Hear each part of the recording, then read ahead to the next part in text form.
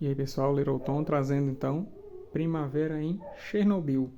Eu ainda tenho dúvidas sobre a pronúncia desse título. Título bem diferente aqui. A cabeça me emprestou e eu resolvi fazer um vídeo para vocês. Então, como tem esse acento agudo aqui, a minha tendência é ler Chernobyl, né? Mas quando criança, que eu ouvia falar no caso, né, no acontecido, a gente chamava Chernobyl, né? Era como falavam na TV. Então, hoje tive até uma dificuldade maior de posicionar a câmera aqui, porque a edição é bem grande, né? Para vocês terem uma ideia do tamanho, vamos comparar com o Akira, né? É bem grandona mesmo, né? Digamos que 2 Akiras assim deitados, né? Edição muito bonita da Geektopia, saiu durante a pandemia em 2020. Então, naquele ano de coisa ruim acontecendo, você teve uma edição belíssima, falando também sobre acontecimentos ruins. Mas ela me surpreendeu bastante, porque assim como o personagem central da história, eu esperava ver uma coisa mais de tragédia e tudo, mas não é só isso. Ele também consegue encontrar beleza lá no lugar. Isso aqui me lembrou uma capa do Pink Floyd, né? Aquele Atom Heart Mother. Quem é coroa aí que nem eu, quem tá nos seus 40 ou mais já sabe. Então, essa é a história do Emmanuel Lepage, um autor francês que, quando aconteceu o acidente de Chernobyl, em 86, ele tinha 19 anos. E aqui, a história se passa em 2008, quando ele e um grupo de artistas ativistas resolvem ir até Chernobyl para fazer uma espécie de livro a respeito do local, né?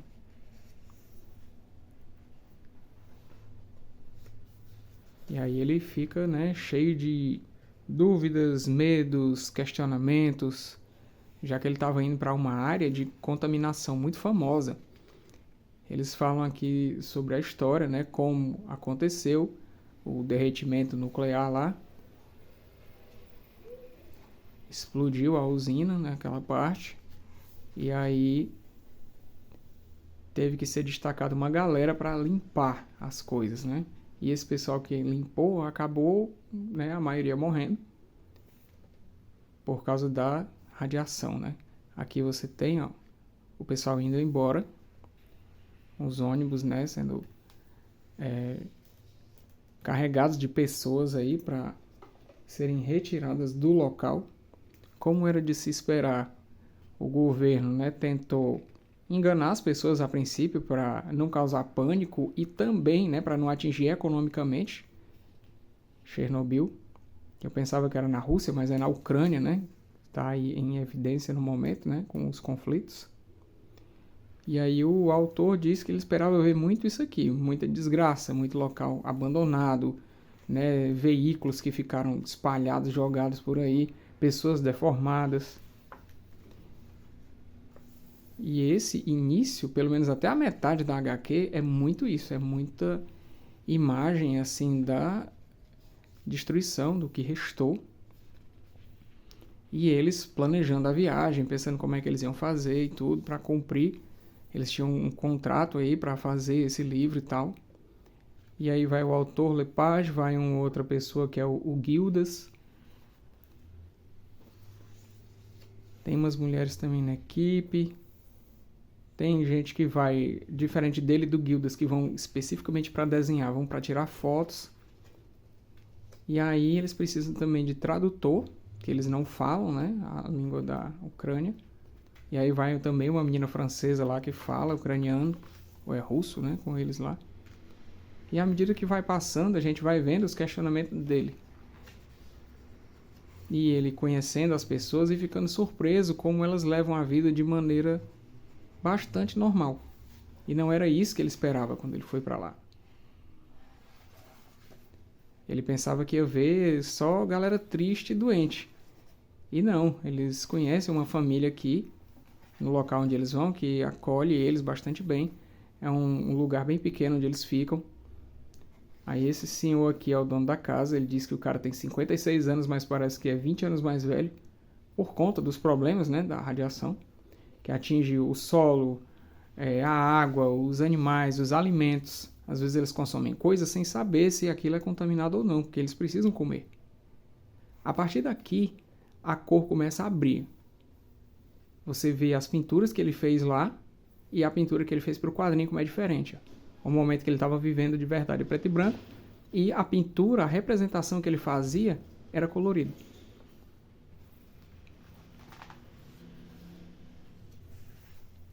E ele vai cada vez mais se envolvendo, visitando lugares.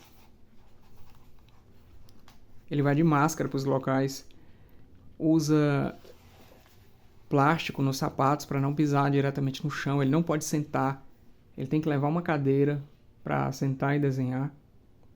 Aqui eles recebem instruções sobre um lugar onde eles foram visitar. E eles andam com acho que é contador Geiger, né? Mas aqui eles chamam de outro jeito, que marca o nível de radiação. Então ele fica fazendo uma espécie de tic-tac, marcando para ele o nível de radiação. E quando chega num determinado nível, ele tem que sair do local imediatamente. Aqui um monumento aos bombeiros que apagaram o fogo de Chernobyl. Ou Chernobyl, ou Chernobyl. Uma estrutura aqui que foi construída para a Guerra Fria e depois do acontecido não serviu mais para nada.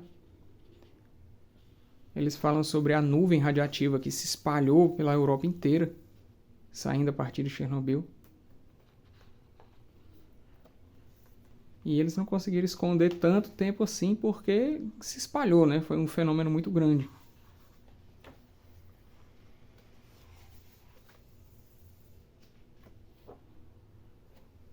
Impressionante a arte, né? Muito bonita, muito bem feita. E a história também, ela é emotiva.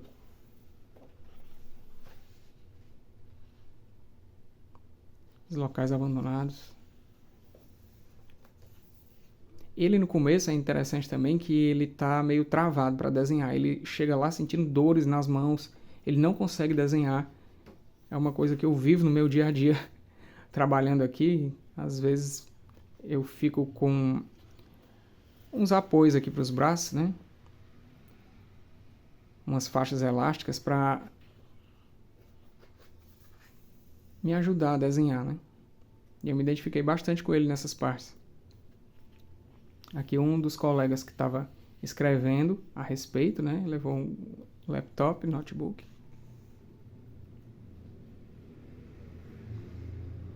E de vez em quando mostro eles na casa, né? Bebendo, conversando, levando a vida normal na medida do possível.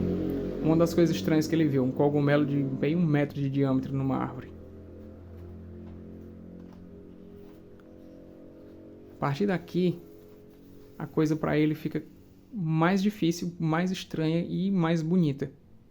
Porque ele começa a questionar a missão dele lá. Ele fica pensando, para que eu estou aqui? Me mandaram para cá para desenhar, para mostrar imagens de Chernobyl arrasada, e eu estou vendo aqui coisas bonitas, natureza crescendo e tudo. Como é que eu faço para desenhar o invisível?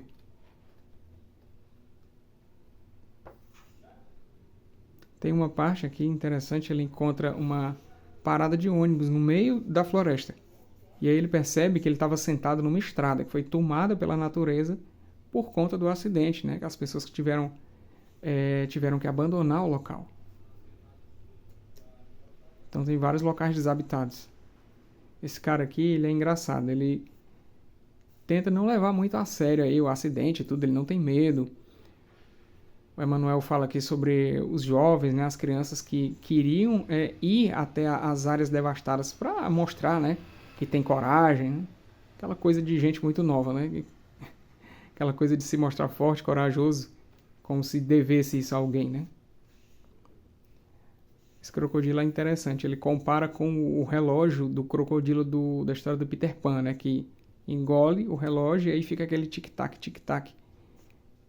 Para ele é como se o tic-tac estivesse marcando a hora que ele vai, né, ser destruído, consumido pelo local. Essa parte é engraçada também. Assim, não é engraçado para rir, mas de curioso. Ele está sentado aqui desenhando e ele está usando um crayon vermelho, né, um giz de cera. E aí Quando ele está fazendo esse cenário aqui, o giz cai no chão. Ele fica tentando a pegar, mas acaba deixando lá. Tem uma parte também que ele encontra uma boneca, tipo numa fábrica, e ele fica naquela, por que essa boneca tá aqui? Não tem nada a ver. Talvez alguém tenha passado pela mesma experiência que ele, soltado lá, né? Sem querer. Aqui é o dilema dele, como mostrar, né? Essa parte aqui da floresta, como se fossem os dentes do crocodilo se fechando sobre ele, achei muito interessante.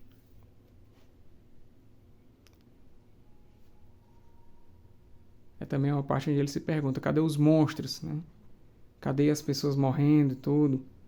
Ele visita também um cemitério para ver se ele encontra o que pediram a ele para encontrar. Essa parte aqui é legal também. Ele encontra muitas crianças, as crianças brincando. E aqui, sem celular, sem tecnologia, uma coisa mais isolada, as crianças brincando como era antigamente mesmo, né? Casais visitam esses lugares. Um lago proibido, né? Tá aqui a placa. Tem um momento até que eles vão visitar eles meio que se perdem e aí vão visitar um lago escondido nesse lugar que eles descobriram, né? Há umas vaquinhas aqui. Crianças levando flores. Tá aqui a parte que ele vai visitar o cemitério. Ele fala sobre os túmulos, né? Que são caixas de metal onde o pessoal coloca areia sobre o corpo. Um negócio bem estranho.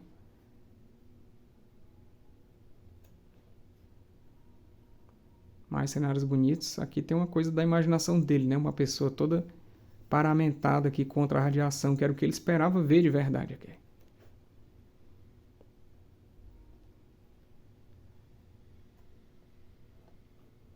E aí, no fim, ele leva muita lembrança boa de lá.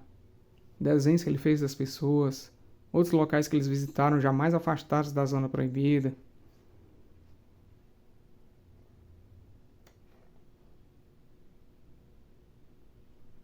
E no final, aqui, crianças brincando. Mais desenhos de pessoas que ele desenhava até andando às vezes. Aquela dificuldade de pegar o movimento mesmo da pessoa, né? Aqui eles esqueceram totalmente onde estavam. Ficavam muito à vontade e deitaram lá no chão. Aí esse cara aqui, se eu não me engano, é o Pascal. Ele chega, ei gente, vocês esqueceram onde é que vocês estão? Aí eles se levantam rápido, né? Vão comer ali sentado em cima de saco de lixo.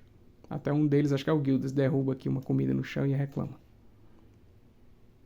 Então, eu acho que o Emanuel foi muito bem sucedido na missão dele. Ele conseguiu mostrar tudo que ele viu lá com sinceridade. Que é uma coisa que ele pergunta pro Gildas. O que a gente vai mostrar? Porque a gente não está vendo aqui o que esperavam que a gente levasse. E aí o Gildas diz que eles têm que ser sinceros. Eles têm que mostrar o que eles viram de verdade. Compromisso, né, deles com a arte, com a verdade.